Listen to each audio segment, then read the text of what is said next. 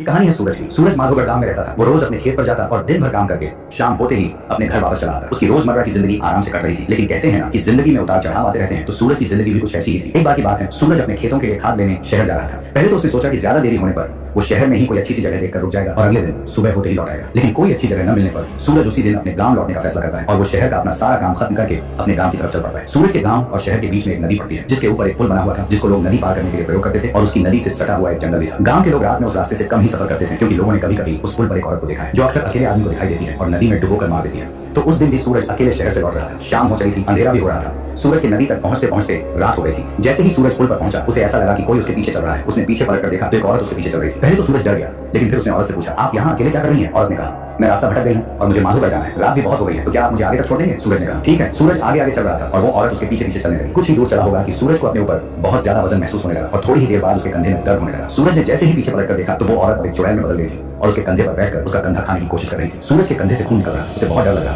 थोड़ी ही देर में सूरज दर्द के मारे चिल्लाने लगा और फिर बेहोश हो गया। अगले दिन सूरज की आंख खुली तो उसने अपने आप को वैद्य के घर में पाया। वैद्य ने उसे बताया, तुम मुझे कल रात उस नदी के किनारे जख्मी हालत में मिले थे। तब सूरज ने अपने साथ हुई सारी घटना बताई। वैद्य ने कहा, अगर मैं कल वक्त पर नहीं पहुंचता तो तुम्हारी भी मौत निश्चित थी। वैद्य ने उससे कहा कि वो भी कल शहर अपनी दवाइयां लेने गया था, वो भी अकेला ही आ रहा था। सूरज ने पूछा, ये औरत आखिर है कौन और ये लोगों को क्यों मार देती है? वैद्य ने बताया, कई साल पहले शाम के वक्त एक औरत जंगल से लकड़ियां लेकर गांव की तरफ आ रही थी। हाथ पैर धोने के लिए जैसे ही वो किनारे पर बैठी, अचानक उसका पैर फिसल गया और वो नदी में जा गिरी। उसने बहुत कोशिश की, लेकिन वहाँ कोई नहीं था जो उसे बचा सके। आखिर में वो उस नदी में डूब कर मर गई। तब से वो उस पुल पर अक्सर लोगों को दिखाई देती है। तो दोस्तों, ये थी आज की अद्भुत कहानी। कहानी कैसी लगी कमेंट करके जरूर बताएं। अगर कहानी पसंद आई तो लाइक करें और चैनल को सब्सक्राइब करें। मिलते हैं अगली कहानी में, तब तक के लिए अपना ध्यान रखें और खुश